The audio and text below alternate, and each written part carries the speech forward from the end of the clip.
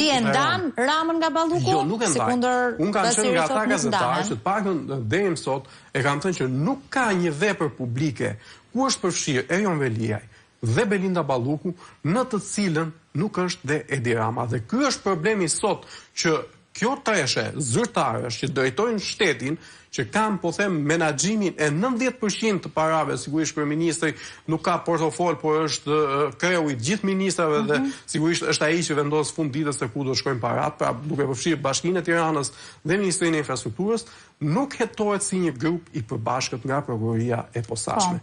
Pra, sepse kemi tashmë disa element. Kemi inceneratorin e Tiranës që, siç e tha Basiri, përfshihet drejt për drejt dhe Belinda Balluku dhe Erjon Veliaj, dhe padyshim në krye të tyre qëndron Edi Rama. Me ato vendimet e famshme të paktën brenda ditës. Kemi rastin e tunelit të Llogaras, që Edi Rama është gjithashtu i përfshirë drejt për drejt, sepse ka firmën e tij në lejen e ndërtimit.